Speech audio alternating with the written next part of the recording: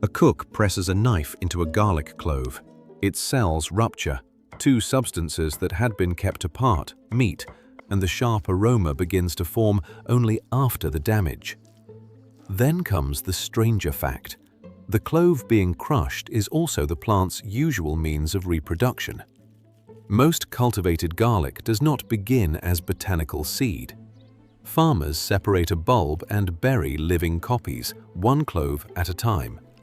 That should make garlic slow, vulnerable, and dangerously dependent on people.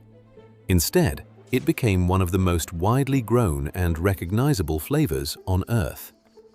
How did a crop that largely lost the ability to make true seed travel so far? The answer is not simply that ancient people liked its taste or trusted it as medicine.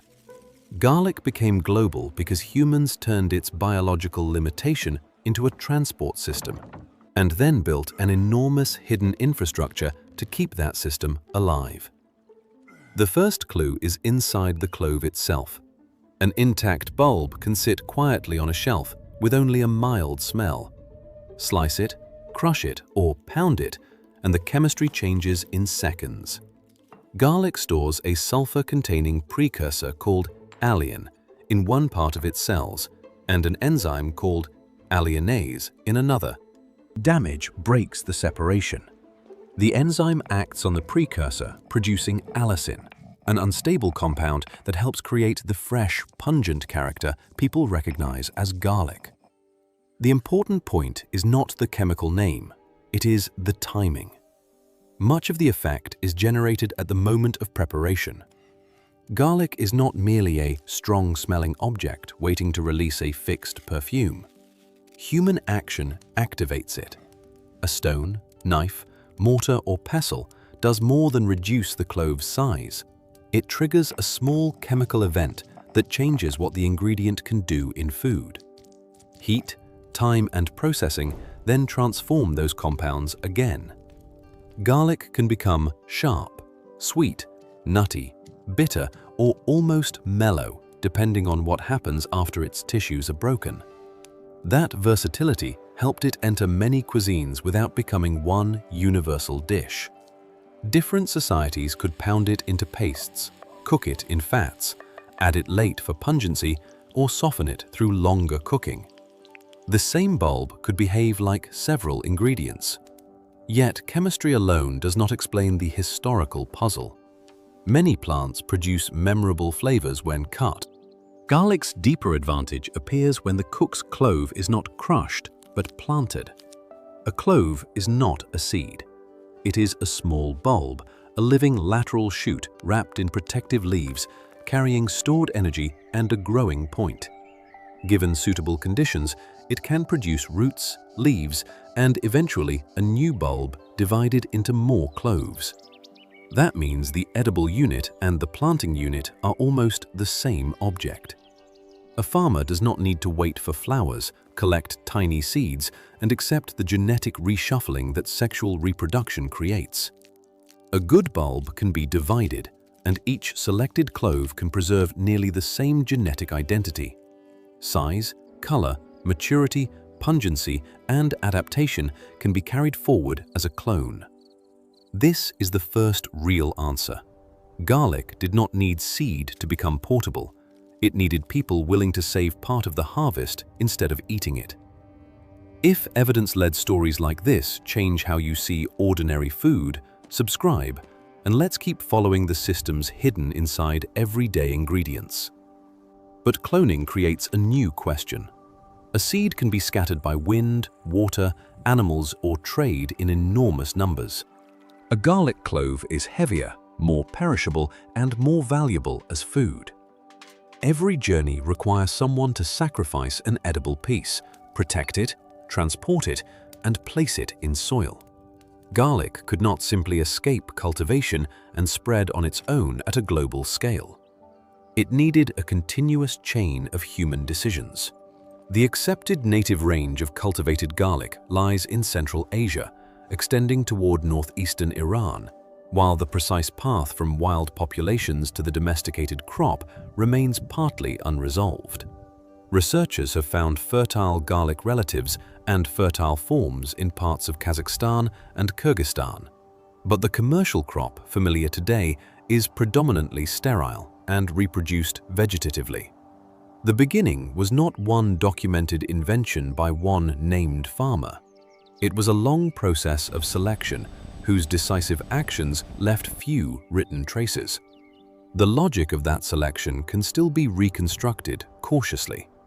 People saving cloves from useful plants would repeatedly favor bulbs that survived local winters, matured at the right time, divided into convenient cloves, stored well, and produced desirable flavor. Because the chosen clove generated a clone, an unusually successful plant did not vanish into the genetic lottery of the next seed generation. Its traits could be preserved with unusual fidelity. Cloning therefore gave early cultivators control. It also reduced garlic's independence. The crop increasingly relied on humans to separate, store, and replant it.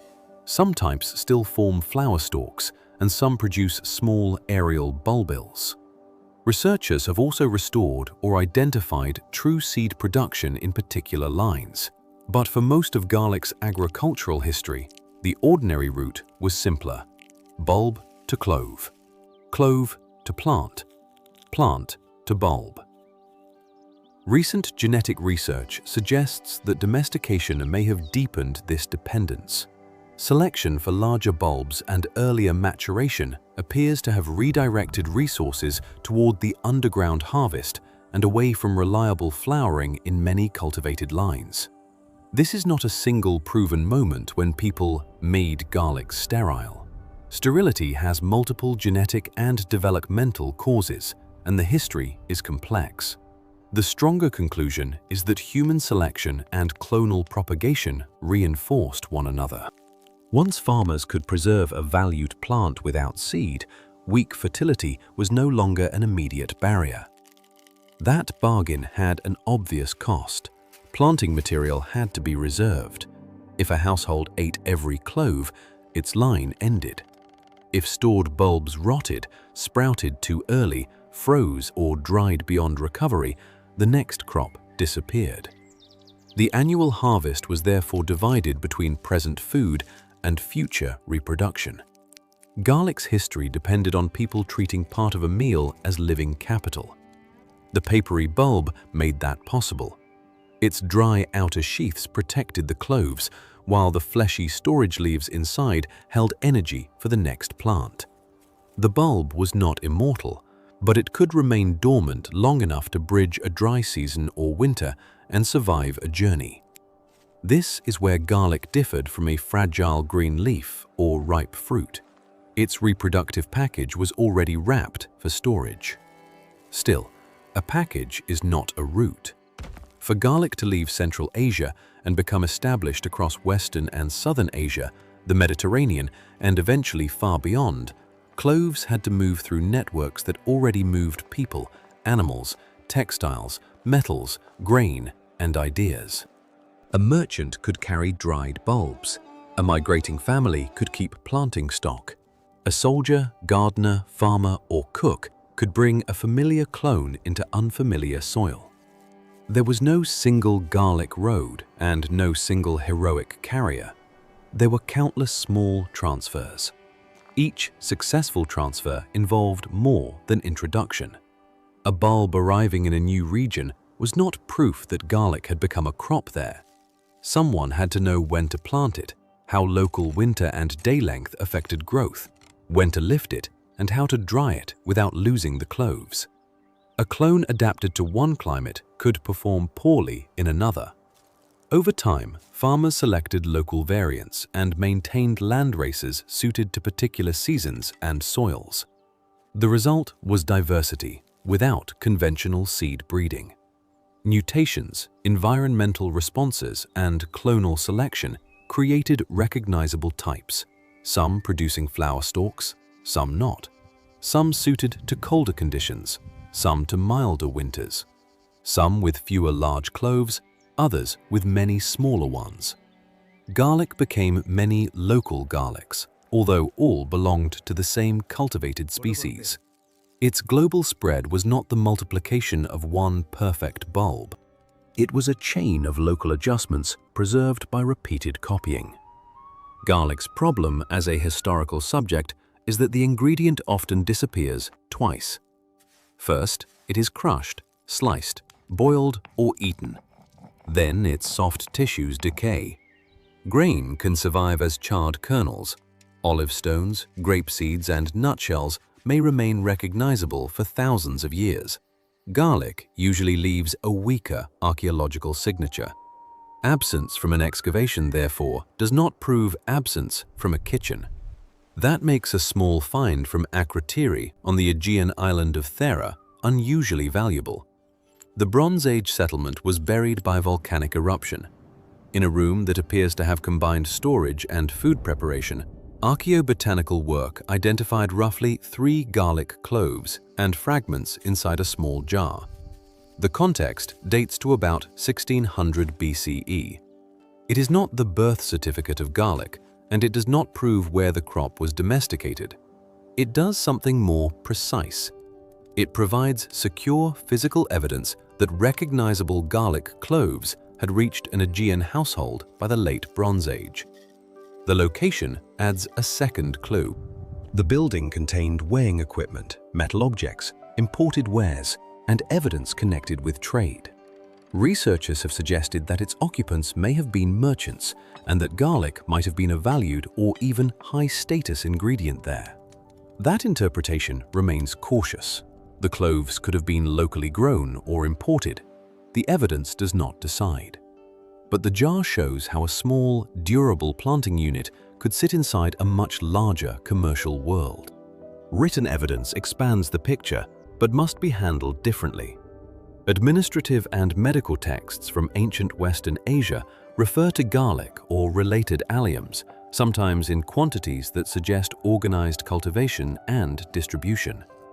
Old Babylonian culinary tablets preserved at Yale include dishes reconstructed with garlic and leeks pounded in a mortar. These texts do not tell us what every family ate, and ancient plant names are not always easy to map onto modern species. They do show that garlic was not merely a mysterious drug or ritual object.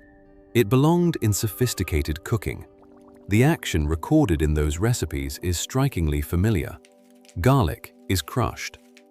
A cook working from a clay tablet tradition did not know the word allicin, but the technique activated the same chemistry. Knowledge did not have to be molecular to be effective. Long before enzymes could be named, cooks had learned through repetition that pounding changed aroma, intensity, and distribution through a dish. This is where a popular explanation becomes tempting. Garlic must have spread because ancient societies believed it was medicinal. Texts from Egypt, Greece, Rome, India, China, and Western Asia do associate garlic with health, strength, digestion, protection, and treatment. Those beliefs mattered. They increased demand and cultural value, but they cannot, by themselves, explain successful agricultural expansion. A reputation can make people want a bulb. It cannot keep that bulb alive between harvests, adapt it to a new climate, or replace diseased planting stock. Nor should every famous garlic legend be treated as equal evidence. Stories that pyramid builders were sustained or paid with garlic are often repeated with more confidence than the underlying source allows. Herodotus wrote roughly 2 millennia after the Great Pyramid was built and reported what an interpreter said an inscription recorded. Garlic certainly existed in ancient Egypt, but that late second-hand account is too unstable to carry the argument. The stronger evidence is less theatrical and more revealing. Cloves in containers, plant names in administrative records, ingredients in recipes, and planting material maintained across generations. Together, they show garlic entering systems of storage, accounting, cuisine, and cultivation. The crop did not spread because one ruler commanded people to eat it. It spread because many communities found reasons to keep a portion of it alive. That distinction changes the central question. Taste and belief created demand. But demand was only the invitation.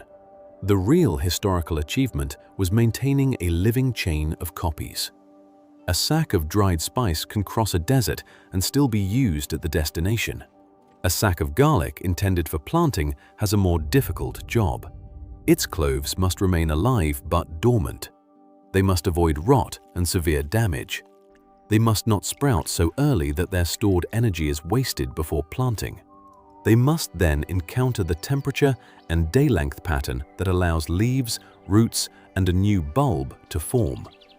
The bulb solved enough of these problems to become a biological passport. Its layered skins reduced moisture loss and physical injury. Its stored reserves let the young plant begin growth before it had built a full leaf system. Its division into multiple cloves allowed one successful bulb to produce several planting units. Unlike a ground powder, it arrived with the machinery for another generation intact. This is the midpoint of the story because it corrects the obvious explanation. Garlic did not become global mainly because it was a powerful medicine, a food of soldiers, or an irresistible seasoning. Those stories explain why people valued it. They do not explain how the crop reproduced across distance. The mechanism of expansion was a partnership between a clonable bulb and human networks that repeatedly transported, planted, selected, and stored it. The same mechanism also protected regional identity. When seed-grown crops reproduce sexually, their offspring combine genes and vary. Garlic clones can preserve a recognizable local type over long periods. Farmers can select the best-performing bulbs and replant their cloves, maintaining qualities associated with a place. That continuity is why traditional garlic populations can remain culturally distinctive, even when botanically they are the same species. But fidelity is not perfection. A clone is copied within an environment, and performance changes with climate, soil, disease pressure, and cultivation.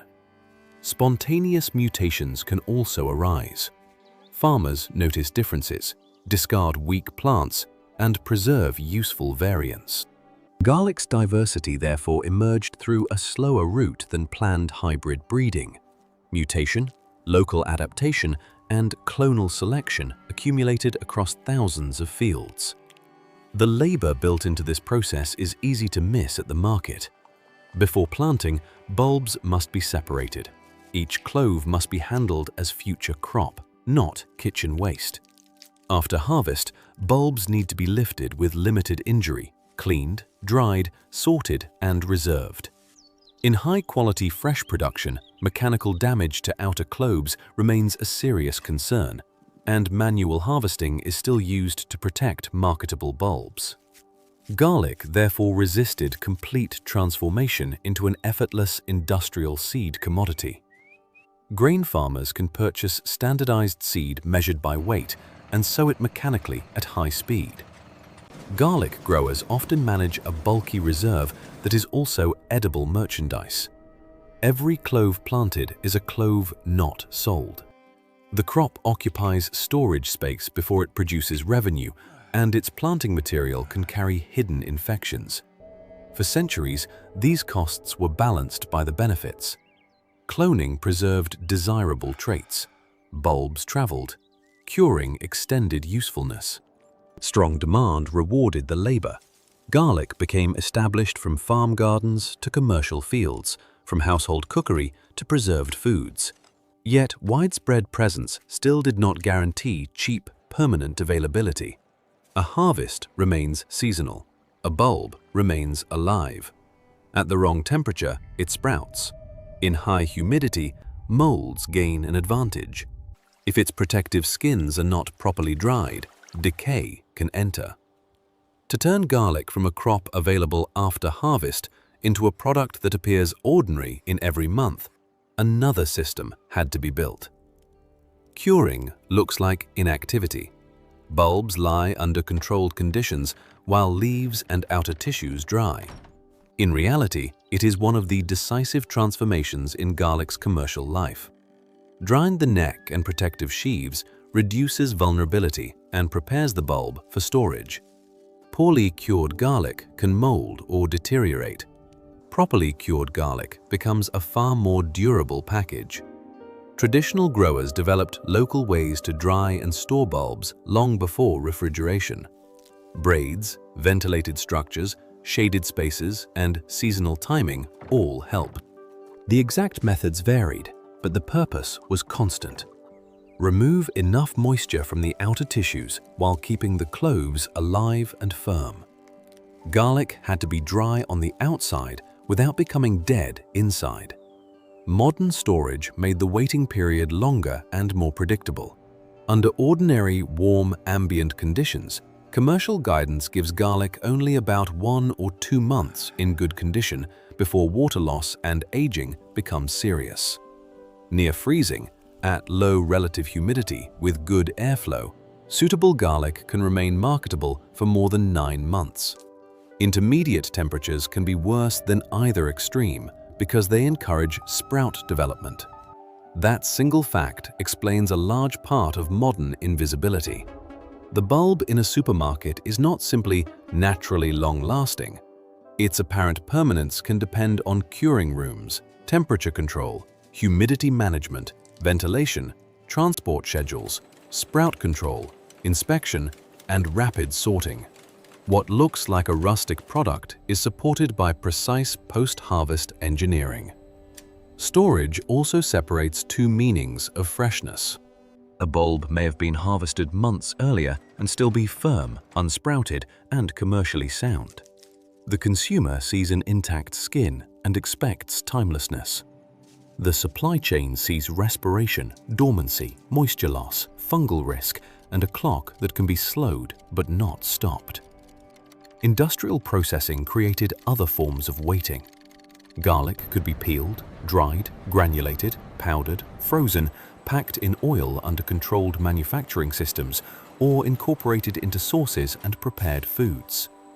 These products made flavor easier to standardize and transport, though they did not reproduce the exact chemistry of a freshly crushed clove. Processing changed garlic from a seasonal bulb into an industrial ingredient. This shift mattered because modern food manufacturing does not merely need garlic. It needs garlic with predictable pungency, moisture, particle size, microbial quality, price, and delivery dates. A factory cannot plan around the uncertainty of a household garden. Standardization converted local bulbs into specifications. The result was scale. Recent FAO data place world garlic production at roughly 29 million tons a year, with China supplying about 73%. In 2021, a United States International Trade Commission review reported that China accounted for about 80% of global garlic exports. The exact shares change over time, but the concentration is clear. A crop maintained through countless individual cloves now moves through an unusually concentrated global production and trade system. This does not mean all garlic is interchangeable or that local production has vanished. India is the second largest producer, and many regions maintain commercial varieties and land races valued for size, color, pungency, storage, or culinary identity. Local garlic can command premiums precisely because standardized global supply makes difference visible. Yet the baseline expectation that garlic should be available cheaply in every season depends heavily on large producing regions, storage infrastructure, and international logistics. The crop had finally overcome distance and seasonality, but the ancient cloning bargain had not disappeared. It had expanded. The more garlic agriculture relied on repeated copying, the more a hidden passenger could travel with every clove. A healthy-looking garlic clove can contain more than stored energy and a growing point. It can also carry viruses and other pathogens into the next generation. Sexual reproduction often creates a biological reset because many pathogens are not efficiently transmitted through true seed. Vegetative propagation does the opposite. When growers plant part of the old plant, infections can be copied with it. This is the second major reversal. The clove that preserved a prized local type also preserved its biological burdens. Replanting from the same stock year after year can allow multiple viruses to accumulate, reducing vigor and yield. Research reviews report losses that can reach roughly half the crop under serious viral infection, although the effect varies by virus combination, cultivar, and environment. A farmer cannot solve that problem simply by choosing the largest bulb. Infected plants may show symptoms, but pathogens can also be present without an obvious external warning. Moving planting cloves between farms or regions can spread the problem. The very object that made garlic portable becomes a disease vehicle. Modern garlic therefore requires an infrastructure most shoppers never see: clean planting stock programs. Laboratories can take tiny pieces of actively growing tissue from the shoot tip, where some viruses may be absent or present at lower levels, and grow new plants in sterile culture. Heat, cold, or other treatments may be combined with tissue culture to remove infection. The cleaned plants then have to be multiplied through successive generations until there are enough bulbs for commercial fields. This is not a quick reset. Rebuilding large stocks from microscopic tissue can take years and cost substantial labor and resources. Even aerial bulbils, once considered a cleaner alternative because they do not touch the soil, can carry some viruses. The system must test, clean, multiply, protect, and certify living material before the consumer ever sees a bulb. The contrast is sharp. Garlic looks technologically simple because its final form resembles the object cultivated in antiquity. There is no obvious machine inside it, no brand of patented hardware, no visible refrigeration coil. Yet behind a uniform modern crop may stand diagnostic laboratories, tissue culture rooms, germplasm collections, cold stores, breeding programs, phytosanitary rules, and growers who continually replace declining stock. Sterility creates another constraint. Plant breeders normally cross two parents to combine disease resistance, yield, quality, or climate adaptation, then select among varied offspring. With sterile garlic, controlled crossing is difficult or impossible. Improvement has historically depended on finding useful mutations, selecting among existing clones, or using laboratory methods that generate variation. That is slow when disease and climate are changing. Researchers are now trying to recover what domesticated garlic largely gave up: reliable sexual reproduction. Fertile accessions from Central Asia and selected breeding lines have shown that true garlic seed is possible. In 2024, researchers described a gene and molecular marker associated with male fertility in cultivated garlic lines, offering another tool for identifying material that can participate in hybrid breeding. The goal is not to replace every traditional clone with one seed-grown product. True seed could make it easier to combine traits, generate new variation, reduce the volume of planting material, and interrupt some pathogen transmission. But it would also change a crop whose regional identities have been preserved by cloning. The challenge is to gain the flexibility of sex without discarding the diversity maintained by farmers. There is also a global systems risk. When nearly 3/4 of world production comes from one country, disruptions in weather, disease, labor, energy, trade policy, or shipping can affect prices far beyond the fields where they begin. Concentration makes production efficient and supports year-round supply, but it narrows the number of places carrying much of the world's commercial burden. Garlic is not on the verge of disappearing, and concentration alone does not prove fragility. The more precise conclusion is that modern abundance is conditional. It depends on healthy clones, compatible climates, skilled labor, controlled storage, disease surveillance, and trade. The bulb's ancient design still works. Human systems now work around its limits, at a scale no early cultivator could have seen.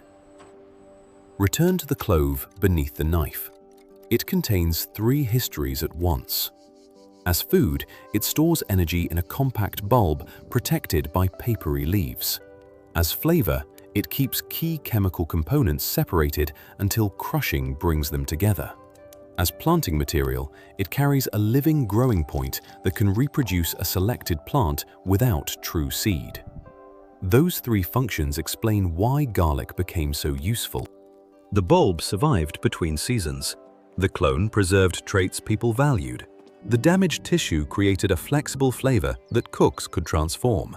A household could eat most of a harvest, save part, and begin again. A trader could move not only a condiment, but the means to produce more of it. That was garlic's great advantage, but it was never automatic.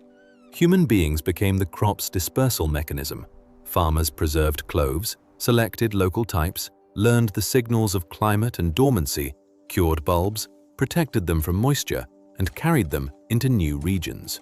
Cooks discovered how pounding and heat changed the ingredient. Merchants connected distant markets. Modern workers harvest, grade, pack, store, test, clean, and multiply the crop. The obvious story says garlic conquered the world because people desired its flavor and believed in its powers. Desire mattered, but it did not solve reproduction. The deeper answer is that garlic offered humanity a copyable, storable, living package. In return, humanity supplied everything the plant could no longer reliably do for itself: movement, selection, protection, and another place to grow. The bargain preserved extraordinary continuity. A clove planted today follows the same basic route as a clove planted thousands of years ago. Yet the bargain also preserved disease, restricted breeding, and turned global abundance into a maintenance problem.